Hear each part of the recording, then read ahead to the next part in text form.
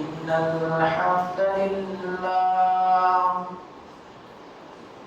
الحمد لله نحمده ونستعينه ونستغفره ونعوذ بالله من شرور أنفسنا ومن سيئات أعمالنا من يهده الله فلا مضل له ومن يضلله فلا هادي له وأشهد أن لا إله إلا الله وأشهد أن محمدا عبده ورسوله يا أيها الذين آمنوا اتقوا الله حق تقاته ولا تموتن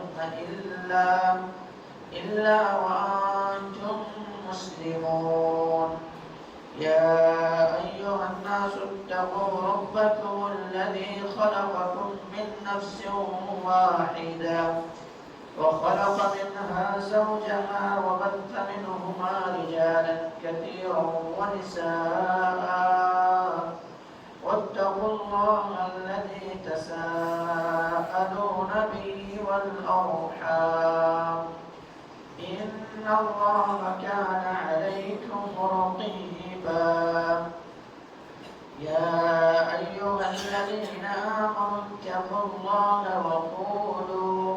وقولوا قولا سديدا يصلح لكم أعمالكم ويغفر لكم ذنوبكم ومن يطع الله ورسوله فقد فاز فوزا عظيما أما بعد فإن خير الحديث كتاب الله وخير الهدي هدي محمد صلى الله عليه وسلم وشر الأمور محدثاتها وكل محدثة بدعة وكل بدعة ضلالة وكل ضلالة في النار فقد قال الله تبارك وتعالى في كلامه المجيد والفرقان الحميد أعوذ بالله من الشيطان الرجيم بسم الله الرحمن الرحيم فخلف من بعدهم خلف أضاعوا الصلاة واتبعوا الشهوات فسوف يلقون غيا وقال النبي صلى الله عليه وسلم أول ما يحاسب به العبد يوم القيامة الصلاة رواه النسائي قال رب اشرح لي صدري ويسر لي أمري واحلل عقدة من لساني يفقهوا قولي ربي زدني علما اللهم رب زدني علما سبحانك لا علم لنا إلا ما علمتنا إنك أنت العليم الحكيم لا يكلف الله نفسا إلا وسعها لها ما كسبت وعليها ما اكتسبت ربنا لا تؤاخذنا إن نسينا أو أخطأنا ربنا ولا تحمل علينا إسرا كما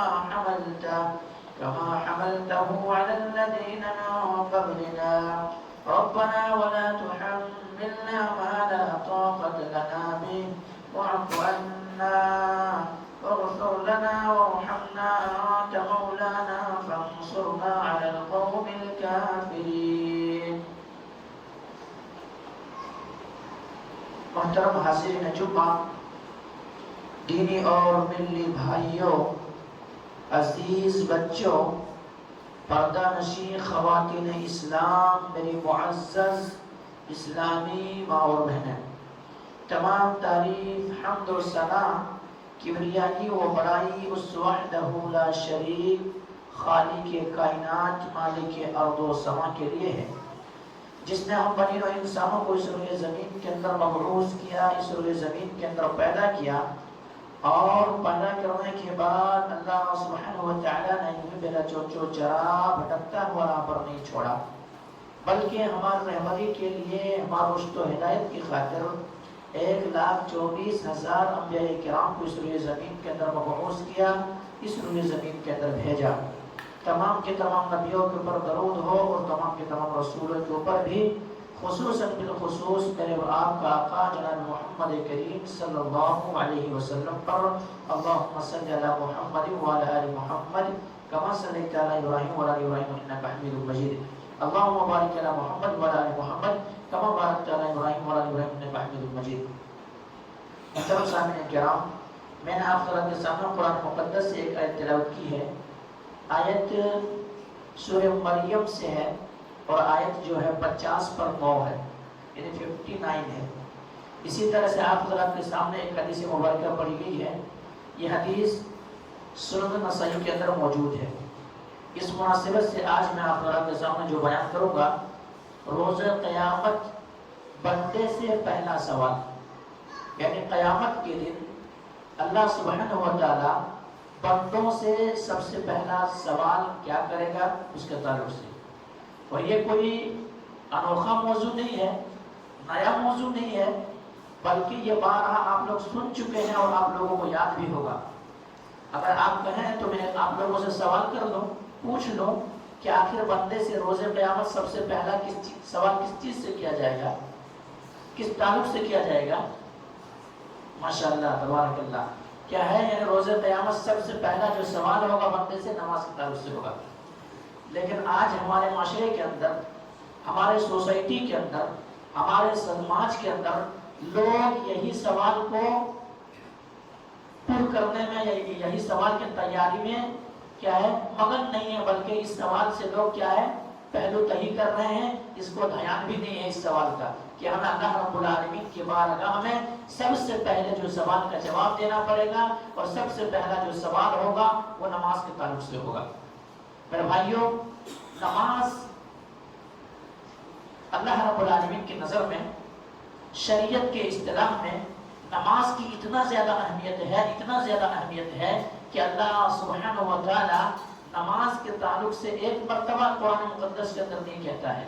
اور اللہ تبارک و تعالی اگر کسی بات کو مومن کے لیے بس ایک آیت بھی نازل کر دے تو کافی ہے، لیکن اللہ سبحانہ و تعالی نے نماز کے تعلق سے قرآن مقدس کے اندر 80 پر 2 مرتبہ تذکرہ کیا ہے۔ پوری آیتوں کے اندر 80 پہ 2 مرتبہ نماز کے تعلق سے ذکر کیا۔ وَأَقِیمُوا الصَّلَاةَ، نماز قائم کرو، وَأَقِیمُوا الصَّلَاةَ، نماز قائم کرو۔ اور اسی طرح سے نماز کی اہمیت یہاں سے ہم اور آپ سمجھ سکتے ہیں کہ اللہ تبارک و تعالیٰ نے جتنے سارے عبادتیں فرض کی، تمام کی تمام عبادتیں، چاہے وہ حج ہو، روزہ ہو، زکوٰۃ ہو، کوئی بھی عبادتیں ہو، تمام کی تمام عبادتیں اللہ تبارک و تعالیٰ نے دنیا ہی کے اندر زمین پر فرض کیا۔ لیکن میرے اور آپ کا آقا جناب محمد کریم صلی اللہ علیہ وسلم کے اوپر جب نماز فرض کرنا چاہا، امت محمدیہ کے اوپر جب نماز فرض کرنا چاہا، تو اللہ سبحانہ و تعالیٰ اللہ کے نبی جناب محمد کریم صلی اللہ علیہ وسلم وہاں لے گئے، معراج میں لے گئے، اور وہاں بلانے کے بعد اللہ تبارک و تعالیٰ نے اللہ کے نبی جناب محمد کریم صلی اللہ علیہ وسلم کو تحفے کی شکل میں، گفٹ کی شکل میں، اللہ کے نبی جناب محمد کریم صلی اللہ علیہ وسلم کو 50 وقت کی نماز عطا کی۔ 50 وقت کی نماز نبی کریم صلی اللہ علیہ وسلم دیے۔ نبی کریم صلی اللہ علیہ وسلم واپس آ رہے تھے، حضرت موسیٰ علیہ السلام سے ملاقات ہو گئی۔ موسیٰ علیہ السلام نے نبی اکرم جناب محمد کریم صلی اللہ علیہ وسلم سے استفسار کر لیے، پوچھ لیے، سوال کر بیٹھے کہ اے محمد کریم صلی اللہ علیہ وسلم، آپ کو جو اللہ تبارک و تعالیٰ آسمان دنیا پر بلایا ہے، تو بلانے کا مقصد اور ریزن یا تو کوئی تحفہ ہی آپ کو دینے کا مقصد ہوگا، اسی لیے اللہ تبارک و تعالیٰ نے آپ کو وہاں تک مدعو کیا ہے، وہاں تک بلایا ہے۔ نبی کریم صلی اللہ علیہ وسلم نے کہا، ہاں میرے بھائی، جو ہے اللہ تبارک و تعالیٰ نے میرے امت کے اوپر، میرے اوپر 50 وقت کی نماز فرض کی ہے، 50 وقت کی نماز فرض کی ہے۔ حضرت موسیٰ علیہ السلام نے کہا کہ میں بنی اسرائیل کو آزما چکا ہوں، تمہارے امت کے اندر یہ طاقت نہیں ہے، یہ سبق نہیں ہے، یہ ہمت نہیں ہے کہ وہ 50 وقت کی نماز پڑھ سکے، 50 وقت کی نماز ادا کر سکے۔ اسی لیے ایسا آپ کیجئے کہ اپنا बारगाह इलाही में फिर से दोबारा वापस लौटिए और जाकर के नमाज को कम कराइए। एक ये बात दीगरे अल्लाह के नबी जनाब मोहम्मद करीम सल्लल्लाहु अलैहि वसल्लम जाते रहे और आते रहे, आखिरकार 5 वक्त की नमाज रह गई। उनके 5 वक्त की भी नमाज जब रह गई थी, हज़रत मूसा अलैहिस्सलाम ने कहा कि ये भी तुम्हारी उम्मत के अंदर ये भी ताकत नहीं है कि 5 वक्त की भी नमाज पढ़ सके, लेकिन अब ऐसा और फिर से दोबारा जाइए। अल्लाह के नबी जनाब मोहम्मद करीम सल्लल्लाहु अलैहि वसल्लम ने कहा कि अब मुझे अपने रब के पास जाते हुए शर्म महसूस होती है। अल्लाह तबारक व तआला ने जो ही नबी करीम सल्लल्लाहु अलैहि वसल्लम जुबान अतहर से ये आवाज़ निकली, ये बात निकली, नबी करीम सल्लल्लाहु अलैहि वसल्लम की तरफ मुखातब हो गए अल्लाह तबारक व तआला और कहा, ए मोहम्मद सल्लल्लाहु अलैहि वसल्लम, मैंने तो 50 वक्त की नमाज फर्ज की थी, लेकिन अब तुम्हारी उम्मत अगर 5 वक्त की नमाज पढ़ेगी तो 50 वक्त की नमाज पढ़ने के बराबर सवाब दिए जाएंगे। तो मेरे भाइयों में बता ये रहा था, अहमियत ये समझा रहा था कि ये तमाम सारी इबादतें अल्लाह तबारक व तआला ने दुनिया के अंदर फर्ज की, और नमाज जब देने की बारी आई तो अल्लाह तबारक व तआला आसमान दुनिया के अंदर अल्लाह के नबी जनाब मोहम्मद करीम सल्लल्लाहु अलैहि वसल्लम को बुलाए। तो इससे हम और आप पता कर सकते हैं, हम और आप समझ सकते हैं कि नमाज की अहमियत क्या है, नमाज की अहमियत क्या है। यूं ही नहीं मेरे भाइयों, नमाज एक ऐसी चीज है, नमाज एक ऐसी शय है कि अगर एक इंसान नमाज अदा करता है, नमाज पढ़ता है, तो नमाज पढ़ने वाला इंसान तमाम बुराइयों से बच जाता है। नमाज पढ़ने वाला इंसान तमाम खराबियों से बच जाता है, क्योंकि अल्लाह तबारक व तआला ने यही 2 टोक अंदाज में फरमाया है, उतलु मा ऊहिया इलैका मिनल किताबि व अक़िमिस सलाह इन्नस्सलात तन्हा अनिल फहशाई वल मुनकर। ऐ नबी जनाब मोहम्मद करीम सल्लल्लाहु अलैहि वसल्लम, आपके तरह जो वही की गई है, आपके तरह जो नाजिल की गई है, कुरान जो नाजिल की गई, उस कुरान की आप तिलावत कीजिए, व अक़िमिस सलाह, और नमाज कायम कीजिए। क्यों? नमाज जब आप कायम करेंगे तो नमाज कायम करने की वजह से क्या होगा, इन्नस्सलात तन्हा अनिल फहशाई वल मुनकर, यकीनन नमाज इंसान को बेहयाई और बुराई से रोक देती है। तो मेरे भाइयों, अगर एक इंसान बुराई से बचना चाहता है, गुनाहों से बचना चाहता है, तो अल्लाह ने क्या करे, अल्लाह रब्बुल आलमीन ने जो उनके ऊपर फर्ज की है, नमाज का तोहफा जो नबी करीम सल्लल्लाहु अलैहि वसल्लम किए हैं, वही नमाज की हमें और आपको पाबंदी करना है, वही नमाज हमें और आपको पढ़ना है। मेरे भाइयों, हमें और आपको नमाज इसलिए भी पढ़ना है क्योंकि बेनमाजी इंसान जो है, जो नमाज नहीं पढ़ता है, वो इंसान, ऐसे इंसान के ताल्लुक से अल्लाह तबारक व तआला ने इरशाद फरमाया है, अल्लाह तबारक व तआला की इरशाद करामी है, ऐसे इंसान, बेनमाजी इंसान जहन्नम के अंदर जाएंगे। एक सबब ये होगा जहन्नम में जाने का कि नमाज नहीं पढ़ता था इंसान, इसी बिना पे, यही रीजन और यही सबब के बिना पे इंसान जहन्नम के अंदर जाएंगे। अल्लाह तबारक व तआला ने इस आयत को 2 टोक अंदाज में कुरान मुक़द्दस के अंदर महफूज किया है, और आने वाली नस्ल जब तक कुरान को पढ़ते रहेंगे, सूरह मुदस्सिर की तिलावत करते रहेंगे, तब तक ये बातें, तब तक ये आयतें उनकी नजरों के सामने से गुजरेगी कि बेनमाजी का क्या हश्र होने वाला है, बेनमाजी का क्या हश्र होने वाला है।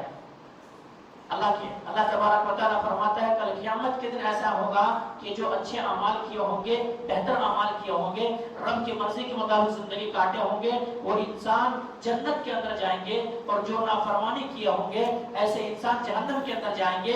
तो वहां पर जन्नती जहन्नमियों की तरह झांक करके देखेंगे कि आखिर क्या हो रहा, जहन्नमियों का क्या हालत है, जरा देखता हूँ। जब जहन्नम की तरफ झांकेंगे जन्नती, तो जन्नती कुछ इंसान को पहचान रहे होंगे, कुछ जहन्नमियों को पहचान रहे होंगे। क्यों? वो एक ही महल्ले के अंदर रहते थे, एक ही गांव के अंदर रहते थे, एक ही सोसाइटी में, एक ही समाज के अंदर रहते थे, लेकिन एक इंसान जो था नमाजी था, दूसरा इंसान रब की बंदगी नहीं करता था, रब की इबादत नहीं करता था। अल्लाह ने जो उनके ऊपर फर्ज की है, उस फर्ज को अदा नहीं करता था, नमाज उनकी जिंदगियों में नहीं थी। इसी वजह से नमाज ना उनकी जिंदगियों में होने की वजह से क्या होगा, वो जहन्नम के अंदर जाएगा। अब जन्नती झांक करके देख लेंगे और पहचान लेंगे, पहचानने के बाद जन्नती सवाल करेंगे, जन्नती सवाल करेंगे, मा सलककुम फी सक़र फी जन्नाति यतसाअलून अनिल मुजरिमीन। जन्नती मुजरिमों से सवाल करेंगे, जहन्नमियों से सवाल करेंगे कि तुम जहन्नम के अंदर क्यों चले गए, तुम जहन्नम के अंदर क्यों चले गए। दुनिया के अंदर बड़ी तुम्हारी तारीफें हुआ करती थी, دنیا کے اندر بہت لوگ تمہاری تعریفیں کرتے تھے، تم سے بڑھ کر کے کوئی انسان تھا ہی نہیں، لیکن آج ریزن کیا ہے جس کی وجہ سے تم جہنم کے عذاب چکھ رہے ہو؟ سبب کیا ہے جس کی وجہ سے تم عذاب چکھ رہے ہو؟ وجہ کیا ہے جس کی وجہ سے عذاب چکھ رہے ہو؟ جہنم کے اندر تم چلے گئے ہو، آخر کیا وجہ ہے جس کی وجہ سے تم جہنم کے اندر چلے گئے ہو؟ وہاں پر جواب کوئی اور نہیں ہوگا میرے بھائی، جواب یہ نہیں ہوگا کہ ہم چوری کیا کرتے تھے اس لیے جہنم کے اندر چلے گئے، ہم شراب پیا کرتے تھے اس لیے جہنم کے اندر چلے گئے، ہم دیگر کام کیا کرتے تھے اس لیے جہنم کے اندر چلے گئے، یہ جواب نہیں ہوگا، بلکہ سب سے فرسٹ ریزن یہی ہوگا، سب سے پہلا سبب یہی بیان کریں گے، سب سے پہلا ریزن یہی کہیں گے، سب سے پہلا علت یہی بیان کریں گے، قالوا لم نکن من المصلین، قالوا لم نکن من المصلین، ہم نماز نہیں پڑھا کرتے تھے، ہم نمازی نہیں تھے، ہم نمازی نہیں تھے، ہمارے زندگیوں میں نماز نہیں تھی، اس لیے آج جو میں جہنم کے اندر گیا ہوں، جانے کا سبب یہی ہے، جانے کا ریزن اور علت اور وجہ یہی ہے، جہنم کے اندر اگر میں چلا گیا ہوں تو وجہ یہ ہے کہ ہم نماز نہیں پڑھا کرتے تھے۔ تو میرے بھائیوں، قرآن مقدس کی آیت ہے، زبان تو میری ہے، لیکن جو میں آپ کو بیان کر رہا ہوں یہ جو ہے عرش والے کا فرمان ہے، رب تبارک و تعالی کلام الہی کے اندر فرما دیا ہے۔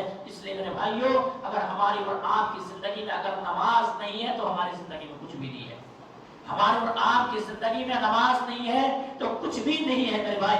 نماز اگر ہمارے اور آپ کی زندگی میں ہے تو ہماری زندگی میں سب کچھ ہے، سب کچھ ہے، اور اگر نماز نہیں ہے تو ہماری زندگی میں کچھ بھی نہیں ہے۔ اسی لیے میرے بھائیوں، اللہ تبارک و تعالی کل قیامت کے دن بندے سے جو سب سے پہلا سوال کرے گا، سب سے پہلا جو سوال ہوگا یہی نماز کے تعلق سے ہوگا۔ اللہ کے نبی جناب محمد کریم صلی اللہ علیہ وسلم نے فرمایا، اول ما يحاسب به العبد يوم القيامة الصلاة فمن صلحت، سب سے پہلے بندے سے قیامت کے روز جس تعلق سے سوال کیا جائے گا، سوال پوچھا جائے گا، استفسار کیا جائے گا، کس تعلق سے؟ نماز کے تعلق سے۔ اگر نماز درست نکلا، نماز صحیح نکلا، نماز ان کی زندگیوں میں تھی، رب کی بندگی وہ انسان کر رہا تھا، رب کی عبادت کر رہا تھا، رب نے جو فرض کیا تھا اس فرض کے اوپر کیا ہے پابندی کے ساتھ عمل کیا کرتا تھا، نماز ان کی زندگی میں اگر ہوگی تو وہ انسان کیا ہوگا؟ نماز کی وجہ سے سوال میں وہ پہلا پاس ہو جائے گا، اور وہ انسان کیا کرے؟ اللہ رب العالمین کے عذاب، اللہ رب العالمین کے وہ جہنم سے بچ جائے گا اور جنت کے اندر داخل ہو جائے گا۔ اگر نماز کے اندر گڑبڑیاں پیدا ہو گئی، نماز کے اندر خرابیاں پیدا ہو گئی، فقد خواب و خسر، ایسا ہوگا کہ انسان کا یہ معاملہ ہوگا کہ وہ خواب اور خسارہ اٹھانے والوں میں سے ہو جائے گا میرے بھائی، خسارہ اٹھانے والوں میں سے ہو جائے گا۔ اس لیے ہمیں اور آپ کو غور و فکر کرنا چاہیے، ہمیں اور آپ کو سوچنا چاہیے۔ آج ایسا ہو گیا ہے ہمارے معاشرے، ہمارے سوسائٹی، ہمارے سماج کے اندر کہ رسمی طور پر لوگ نماز پڑھ رہے ہیں، رسمی طور پر نمازی ہیں، رسمی طور پر کیسے؟ مثلا جب کوئی مصیبت انسان کی زندگی میں آیا تو رب کے قریب ہو گئے، کوئی مصیبت انسان کے زندگی میں، کوئی مصیبت پریشانیاں آ گئی، رب کے قریب ہو گئے، پھر جب وہ مصیبت ٹل گئی، وہ مصیبت دور اللہ رب العالمین نے دور کر دیا، تو دور کرنے کی وجہ سے پھر کیا ہوا؟ اللہ تبارک و تعالی جب اس مصیبت سے ان کو نکال دیا تو وہ انسان نماز سے دور ہو گیا۔ اسی طرح سے انسان کی زندگی میں جب خوشی آئی نماز شروع کر دیے، اور جب پھر غم آیا پھر نماز چھوڑ دیے۔ انسان کی یہ حالت ہے میرے بھائیوں، لیکن اللہ تبارک و تعالی نے یہاں تک ارشاد فرمایا ہے کہ انسان کو کسی بھی صورت میں نماز معاف نہیں ہے، کسی بھی صورت میں نماز معاف نہیں ہے۔ اگر کوئی شخص کھڑے ہو کر کے نماز ادا نہیں کر سکتا، کوئی شخص کھڑے ہو کر کے نماز نہیں پڑھ سکتا ہے، اگر اس کے جسم کے اندر طاقت نہیں ہے، اس کے جسم کے اندر توانائی نہیں ہے، اس کے جسم کے اندر ہمت نہیں ہے، اس کے جسم کے اندر سخت نہیں ہے کہ وہ انسان کھڑے ہو کر کے نماز ادا کرے، کھڑے ہو کر کے فریضۂ نماز ادا کرے، اگر ان کے جسم کے اندر وہ طاقت نہیں ہے تو اسلام کے اندر، شریعت کے اندر نبی کریم صلی اللہ علیہ وسلم نے سہولت دے دیا ان کو کہ وہ انسان بیٹھ کر کے نماز پڑھ لے۔ حضرت عمران بن حسین رضی اللہ تعالیٰ اللہ کے نبی کی خدمت میں حاضر ہوتے ہیں، اور حاضر خدمت ہونے کے بعد کہ اللہ کے نبی جناب محمد کریم صلی اللہ علیہ وسلم مجھے بواسیر کا مریض ہوں، میں بواسیر کا بیماری مجھے لگا ہوا ہے۔ بواسیر ایک ایسا مرض ہوتا ہے کہ انسان کے پیخانے کے راستے سے خون آتا ہے اور بند ہی نہیں ہوتا ہے، یہی مرض کے اندر میں مبتلا ہوں. اللہ کے نبی جناب محمد کریم صلی اللہ علیہ وسلم میرے نماز کی کیا حالت ہے, میں نماز کیسے پڑھوں, نماز کیسے ادا کروں. اللہ اکبر. میرے اور آپ کا آقا جناب محمد کریم صلی اللہ علیہ وسلم نے ارشاد فرمایا, آپ نے کہا کہ اے عمران بن حسین رضی اللہ تعالی عنہ, اگر تمہارے اندر وہ طاقت نہیں ہے کہ تم قیام کر سکو, کھڑے ہو سکو, تو اسلام نے چھوڑ دیا ہے کہ تم بیٹھ کر کے نماز پڑھ لو. بیٹھ کر کے نماز پڑھ لو. اگر بیٹھ کر کے بھی نماز پڑھنے کی تمہارے پاس طاقت نہیں ہے, ہمت نہیں ہے, صلاحیت نہیں ہے, تو ایسا کرو کہ تم لیٹ کر کے نماز پڑھ لو. لیٹ کر کے نماز پڑھ لو. اور اگر لیٹ کر کے بھی تمہیں توفیق نہیں ہو رہی ہے, ایسا بھی نہیں پڑھ پا رہے ہو, تمہارے جسم کے اندر وہ توانا, وہ طاقت, وہ ہمت نہیں ہے, تو پھر ایسا کرو کہ تم اشارے سے نماز پڑھ لو. جب تک تمہارے جسم میں جان باقی ہے تب تک نماز معاف نہیں ہے. کب سے لے کر کے انسان کی زندگی 7 سال سے لے کر کے وسجد وقترب یا حتی یاتیک الیقین, جب کہ انسان قبر تک نہ پہنچ جائے تب تک کہ انسان کے لیے کسی بھی صورت میں نماز معاف نہیں ہے. کسی بھی صورت میں نماز معاف نہیں ہے. ہم اور آپ یہ چاہتے ہوں گے, ہمارے اور آپ کے ذہن و دماغ کے اندر یہ آتا ہوگا, ہم کاروبار کے اندر نکلتے ہیں, دیگر شے کے لیے نکلتے ہیں, تو ایسی صورت میں ہماری نمازیں معاف ہو جائے گی. میرے بھائیوں, کاروبار بھی صحابہ کرام بھی کاروبار کیے. صحابہ کرام بھی ہم سے اور آپ سے مصیبت, کہیں پریشانی اور مصیبت والے کاروبار کیے, لیکن ان کے باوجود بھی صحابہ کرام کی نماز قضا نہیں ہوئی, صحابہ کرام کی نماز نہیں چھوٹی. آئیے میں آپ کو ایک بات بتاؤں اور بات کو سمجھانے کے لیے مزید, تاکہ آپ لوگ بات کو سمجھ سکیں.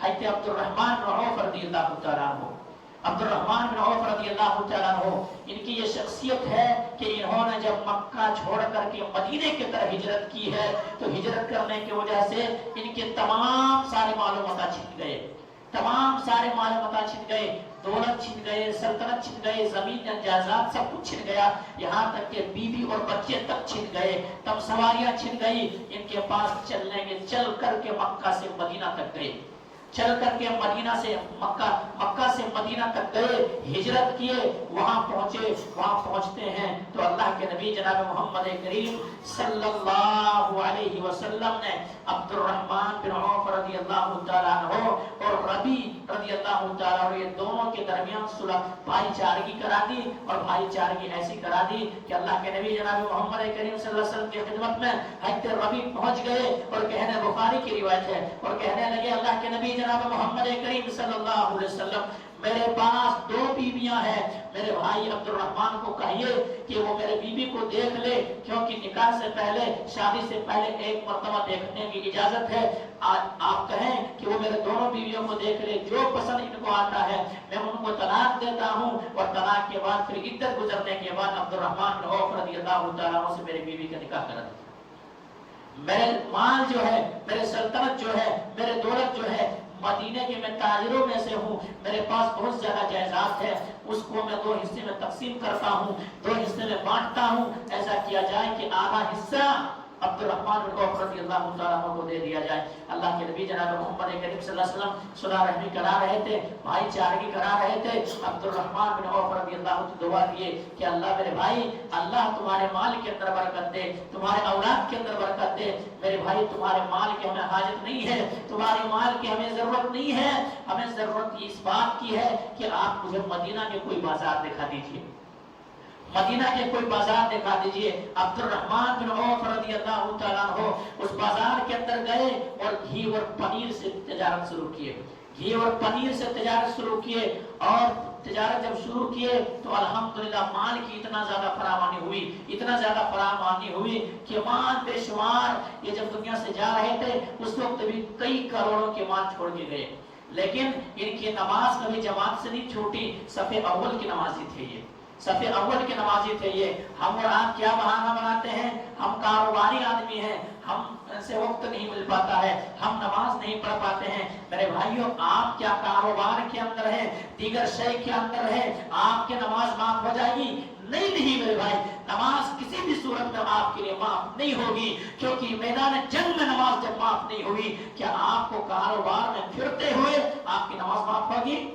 آپ کی نماز معاف ہوگی، کسی بھی حالت میں نماز معاف نہیں۔ اللہ کے نبی جناب محمد کریم صلی اللہ علیہ وسلم میدان جنگ میں موجود ہے اور ایسی کیفیت ہے کہ انسان کے سر قلم ہو سکتا ہے، انسان کے سر کٹ سکتا ہے، ایسی حالت میں ہے۔ اللہ تبارک و تعالی حکم دیتا ہے فَإِذَا كُنْتَ فِيهِمْ فَأَقَمْتَ لَهُمُ الصَّلَاةَ، اے نبی جناب محمد کریم صلی اللہ علیہ وسلم آپ حالت جنگ میں ہے، میدان کارزار میں ہے، خدشہ ہے، ڈر ہے کہ آپ کا سر کٹ جائے، صحابہ کرام کے سر کٹ جائے، سر تن سے جدا ہو جائے، ایسی مصیبت کے وقت میں بھی آپ کو نماز ادا کرنا ہے۔ اللہ تبارک و تعالیٰ کیسے نماز پڑھوں، اللہ تبارک و تعالیٰ کیسے نماز پڑھوں، یہ کام میدان کارزار ہے، میدان جنگ ہے، ایسی حالت میں نماز کیسے پڑھ سکتا ہوں؟ اللہ نے طریقہ بتایا کہ آدھی فوج نماز پڑھے اور آدھی فوج ان کے سیفٹی کے لیے کھڑا ہو، ان کا محافظ بنے، پھر یہ جب نماز ادا کر لے پھر وہ نماز پڑھے۔ ایسی صورت میں نماز معاف نہیں ہو میرے بھائی۔ کیا ہمارے اور آپ کی نماز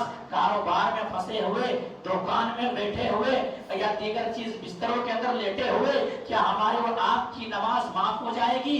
ہمارے اور آپ کی نماز معاف ہو جائے، ہم اور آپ سوچ سکتے ہیں، ہم اور آپ سمجھ سکتے ہیں۔ میرے بھائی آئیو میں بتا رہا تھا عبد الرحمن بن عوف رضی اللہ تعالیٰ عنہ کے تعلق سے کہ وہ تاجر بھی تھے اور پہلے صف کے نمازی بھی تھے، اگلے صف میں آ کر کے امام کے بغل میں آ کر کے کھڑے ہوتے تھے، تاجر ہونے کے باوجود بھی۔ تو میرے بھائیوں ہمارے اور آپ کی تجارت، ہمارے اور آپ کے کاروبار اگر نماز سے روک دیتی ہے تو وہ تجارت کو کوئی فائدہ نہیں، تجارت کا کوئی فائدہ نہیں ہے۔ اس لیے میرے بھائیوں ہمیں اور آپ کو وقت نکالنا ہوگا، ہمیں اور آپ کو نماز کی پابندی کرنی ہوگی، ہمیں اور آپ کو جہاں بھی وقت ملے نماز ہمیں اور آپ کو پڑھنا ہوگا۔ کسی بھی صورت میں انسان کے لیے نماز معاف نہیں ہو سکتی ہے۔ میرے بھائیوں آئیے، صحابہ کرام نماز کی اہمیت سمجھتے تھے، ہم اور آپ کہاں سمجھ رہے ہیں؟ صحابہ کرام آخری گھڑی ہے، آخری وقت ہے، دنیا سے جانے کا وقت ہے، ان کے باوجود بھی نماز کو نہیں چھوڑا کرتے تھے۔ یہی عمر بن خطاب رضی اللہ تعالیٰ عنہ امیر المومنین ہے، جن کے تعلق سے اللہ کے نبی جناب محمد کریم صلی اللہ علیہ وسلم فرمایا تھا کہ اگر میرے بعد کوئی نبی ہوتے تو عمر ہوتے، میرے بعد کوئی نبی ہوتے تو عمر ہوتے۔ ان کی نماز کی کیا کیفیت ہے، نماز کی کیا حالت ہے؟ آئیے میں بتاؤں کہ عبد الرحمن یہ حضرت عمر بن خطاب رضی اللہ تعالیٰ نماز فجر ادا کر رہے ہیں، نماز فجر پڑھا رہے ہیں اور نماز فجر ادا کر رہے ہیں، نماز فجر میں پہلی رکعت میں بھی ہے، سورہ یوسف کی تلاوت کر رہے ہیں، سورہ یوسف کی تلاوت کر رہے ہیں۔ حضرت عمر بن خطاب رضی اللہ تعالیٰ عنہ کے اوپر وار ہوتا ہے، پیٹھ میں چھرا بھونک دیا گیا ہے، پیٹھ میں تلوار بھونک دیا گیا ہے، پیٹھ میں خنجر بھونک دیا گیا ہے، پھر بھی اسی بھی حالت میں حضرت عمر بن خطاب رضی اللہ تعالیٰ عنہ نمازی کی حالت میں ہے، قرآن کی تلاوت کر رہے ہیں، قرآن کی تلاوت کر رہے ہیں۔ اچانک امیر المومنین عمر بن خطاب رضی اللہ تعالیٰ عنہ جب خون بہتے بہتے گر جاتے ہیں، وہاں پہ گر جاتے ہیں، صحابہ کرام کو ابھی تک پتہ نہیں چلا ہے کہ امیر المومنین عمر بن خطاب رضی اللہ تعالیٰ کا حملہ ہو گیا ہے، امیر المومنین عمر بن خطاب رضی اللہ تعالیٰ عنہ کو پیچھے دشمن نے حملہ کر دیا ہے اور یہ پریشانی ان کی زندگی میں آ گئی ہے، نماز کی یہ کیفیت ہو گئی ہے، صحابہ کرام سمجھے کہ صورت بھول گئی ہے، سبحان اللہ کہہ رہے ہیں۔ اب وہاں پہ عمر بن خطاب رضی اللہ تعالیٰ عنہ وہاں پہ مصلی پہ گرے ہوئے ہیں، مصلی پہ پڑے ہوئے ہیں، کچھ دیر کے بعد ہوش آتا ہے، حضرت عمر بن خطاب رضی اللہ تعالیٰ عنہ عبد الرحمن بن عوف رضی اللہ تعالیٰ عنہ کو ہاتھ پکڑتے ہیں اور کہتے ہیں اب میرے اندر وہ طاقت نہیں ہے، میرے اندر وہ طاقت نہیں ہے کہ میں مصلی پہ کھڑے ہو کر کے اس ذمہ داری کو سنبھال سکوں، میں نماز پڑھا سکوں، اس لیے ایسا کیا جائے کہ آپ نماز ادا کیجئے۔ اب کو لے کر کے جایا جاتا ہے، عمر بن خطاب رضی اللہ تعالیٰ عنہ کو کیا ہے وار کیا گیا ہے، جسم چھلی ہو گیا ہے، امیر المومنین عمر بن خطاب رضی اللہ تعالیٰ عنہ کو گھر تک پہنچایا جاتا ہے، گھر میں سلا دیا جاتا ہے، آرام کے لیے بستر راحت میں سلا دیا جاتا ہے۔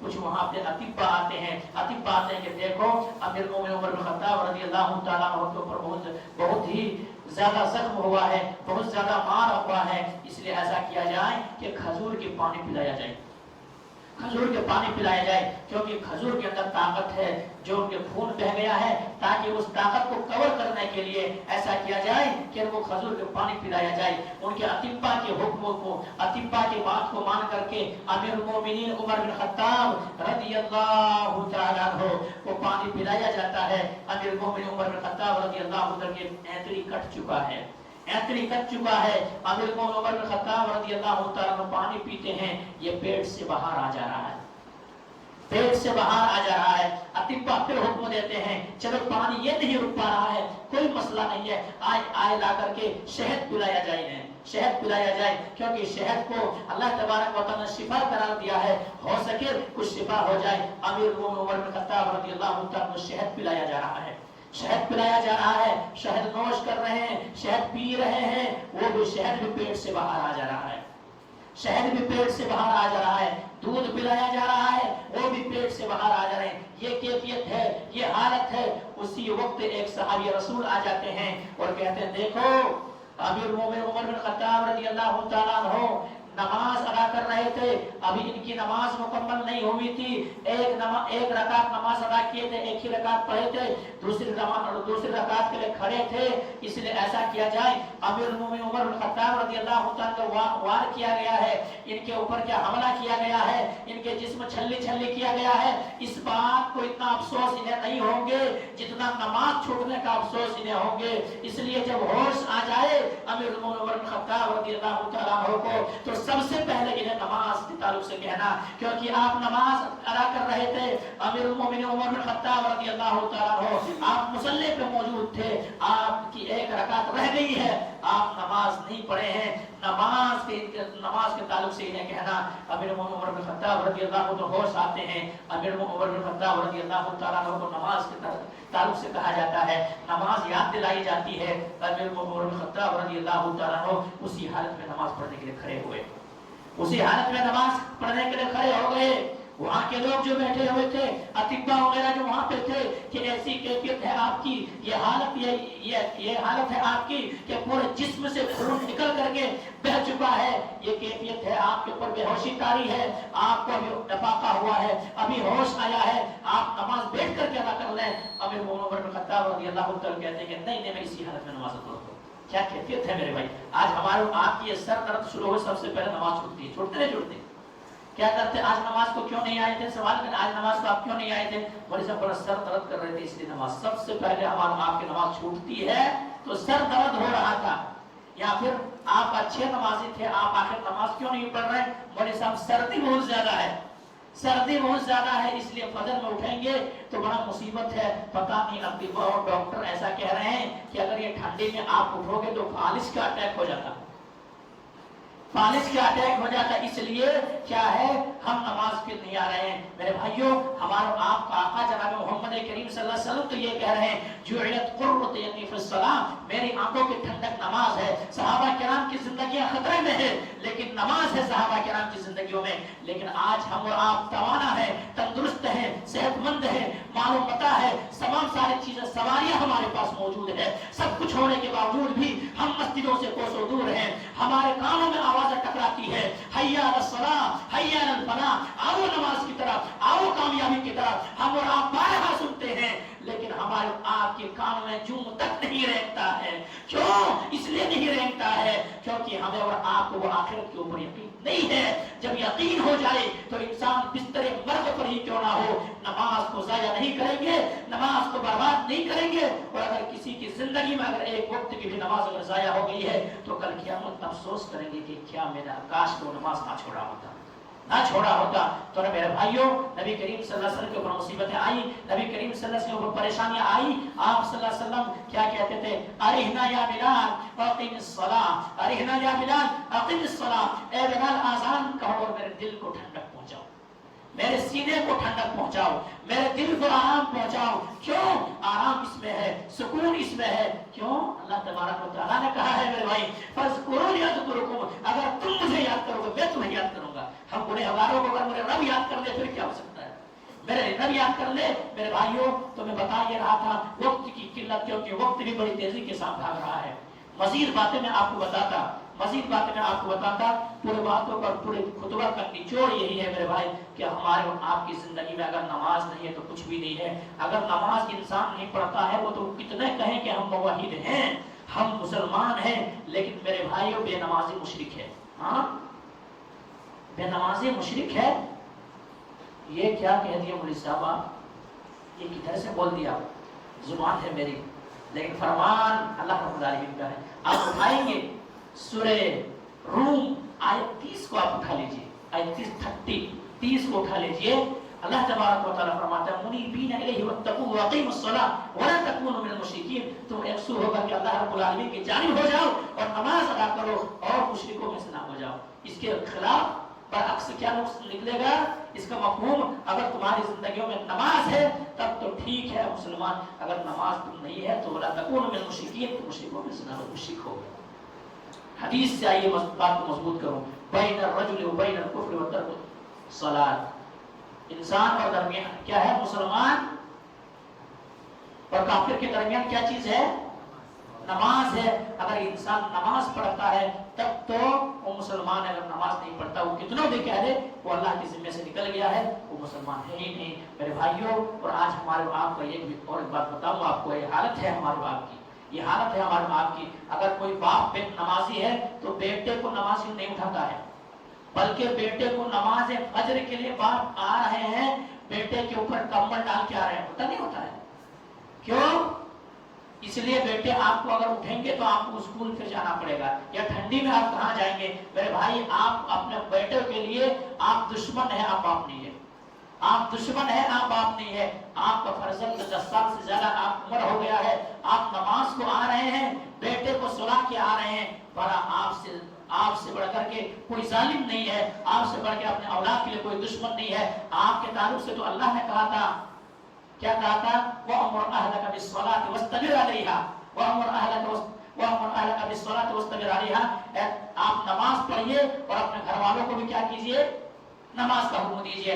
آج ہم نماز پڑھ رہے ہیں, ہماری بیوی نمازی نہیں ہے. ہم نماز پڑھ رہے ہیں, ہمارے اولاد نمازی نہیں ہے. یہ کیوں نمازی نہیں ہے؟ صرف اس لیے نہیں ہے کیونکہ ہم اور آپ جب بچے کو سونے کے لیے رات کو کہتے تو بیٹا یہ کہہ کے سلاتے, بیٹا سو جاؤ. کیوں؟ اس لیے آپ سو جاؤ کیونکہ صبح آپ کو اٹھنا ہے, اسکول جانا. ہوتا نہیں ہوتا؟ یہی کہہ کے سلاتے نہیں سلاتے؟ بیٹا آپ ابھی اگر جلدی سوئیں گے نہیں, پھر آپ اٹھیں گے نہیں, اور اٹھیں گے نہیں تو اسکول نہیں جا سکیں گے, اس لیے آپ سو جاؤ. بڑا جو باپ یہ کہہ کر کے اپنے بیٹے کو سلاتا ہو کہ بیٹا تمہیں اسکول جانا ہے صبح, یہ کہہ کر کے نہ سنا تو بیٹا کہ تمہیں فجر میں اٹھنا ہے, فجر میں اٹھنا ہے, بڑا پھر وہ باپ کیسے ہو سکتا ہے؟ اس سے بڑا دشمن کوئی ہو نہیں سکتا ہے. تو میرے بھائیوں, ہمارے آپ کی زندگی میں اگر نماز نہیں ہے تو کچھ بھی نہیں ہے.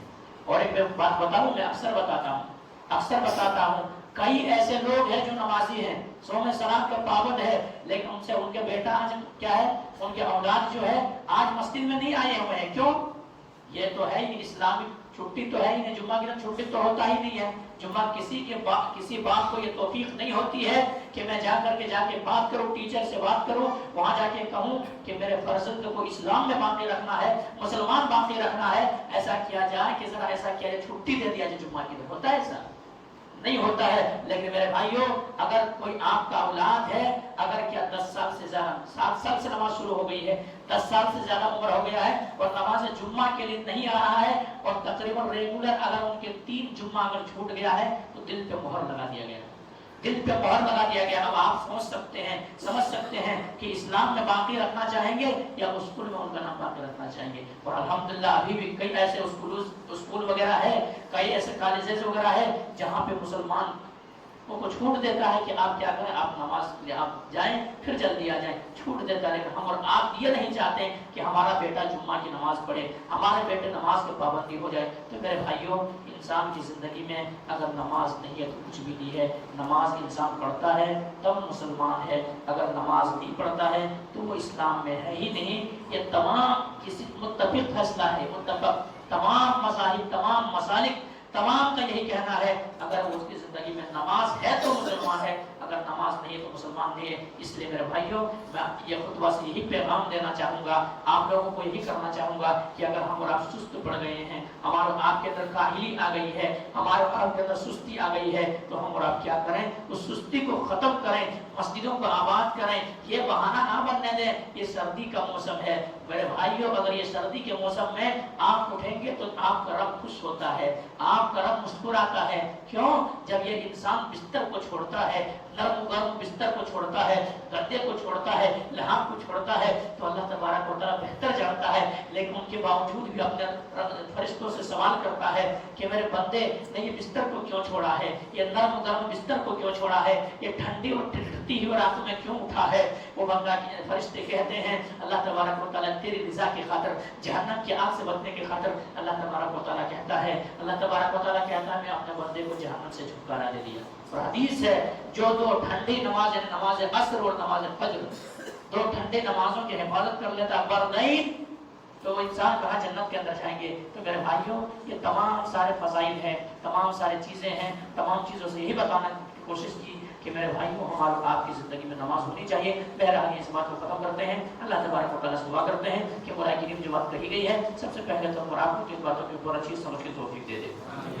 اس کے بعد مولا کہ ہم تمام مسلمانوں کو مولا کریم دوسروں میں صلاۃ و پابند بنا دے. مولا کریم جن کے ذہن و دماغ کے اندر سستی آ گئی ہے، کاہلی آ گئی ہے، نماز سے کوس و دور ہے، مولا کریم تو حقیقی معنوں میں، واقعی معنوں میں مسلمانوں میں صلاۃ و پابند بنا دے. مولا کریم جو مسجدوں سے دور ہے ان مسجدوں کو آباد کرنے کی توفیق دے دے.